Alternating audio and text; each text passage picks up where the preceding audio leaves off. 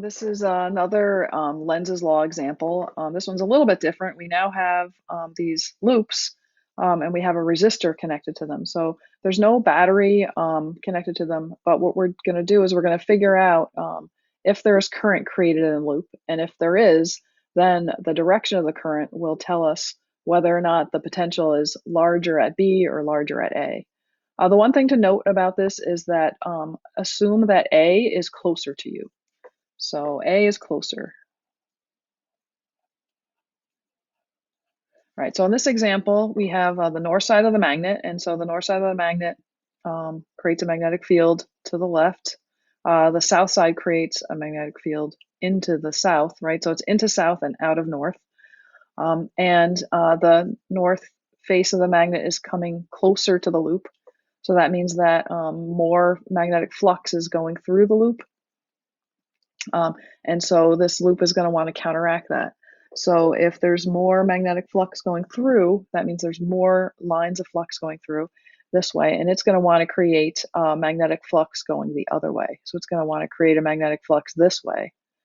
And in order to do that, it's going to have to create a current that comes down.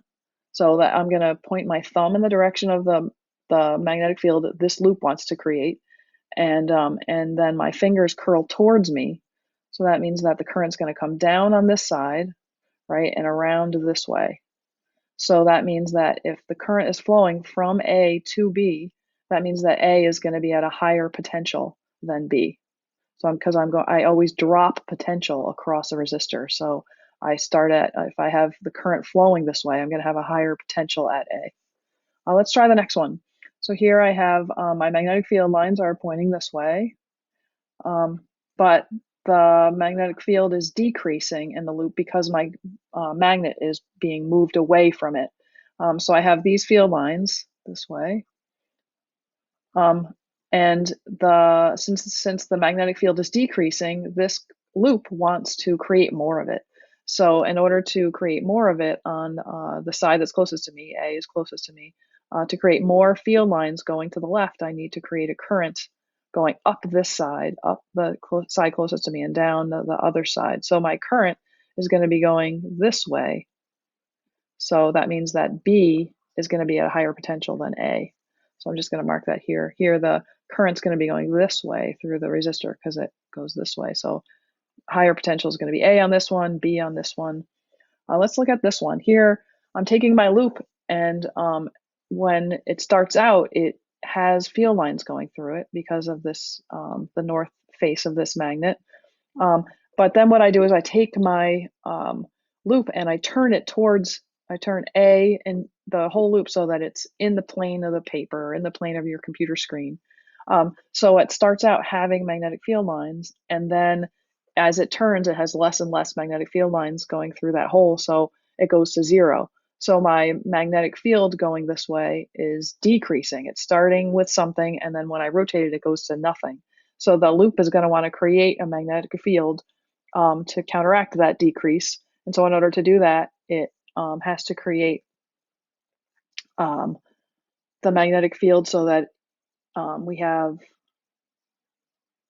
current going up this side. So if I go up this side, I create a magnetic field to the left. And so if it's up this side, that means that my B is going to be at a higher potential because my current's flowing this way through that resistor. So B is going to be at a higher potential. Now on 3, what's happening here is I'm taking that loop and I'm stretching it so that it becomes like really, really tall but super skinny.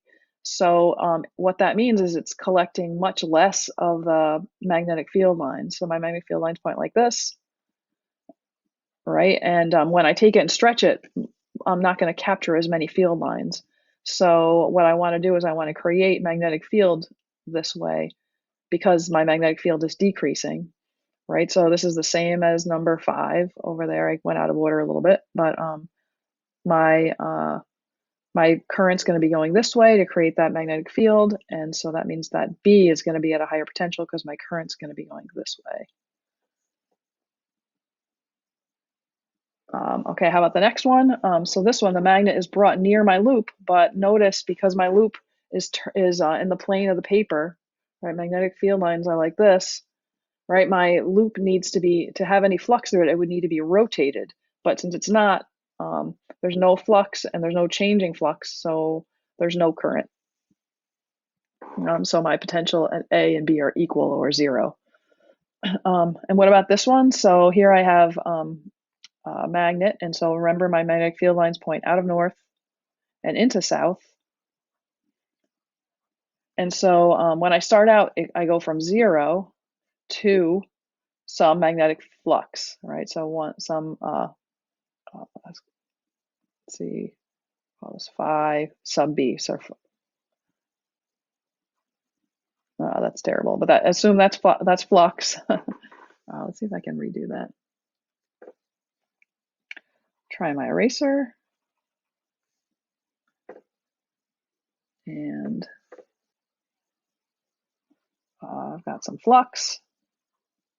So I go from 0 flux to some flux when I rotate. And so what the loop wants to do is it wants to go back to the way it was before. So it wants to go back to 0. So what that means is, if I think about what's happening, is I'm having field lines that are going to be pointing to the left. So I'm going to want to create field lines to the right. So I'm going to want to create field lines into, like going like this when it's turned. And so to do that, I'm going to create a current that's going clockwise. And that means that B is going to be at a higher potential than A because the current is going this way. So so this one's kind of tricky, right? Because you have to think about in your head turning this loop. So it's getting all that flux going to the left. And so I just like kind of hold my hand up to imagine what that loop is looking like, right? And then that helps me to think about the direction that I want the field lines to go. So I want them to go opposite to these field lines, and so that's why I picked X's here, because when I turn it, they're going to be going to the right, right? And so they're going to be going to the right, and so then to create the field lines to the right, I'm going to have this counterclockwise rotation.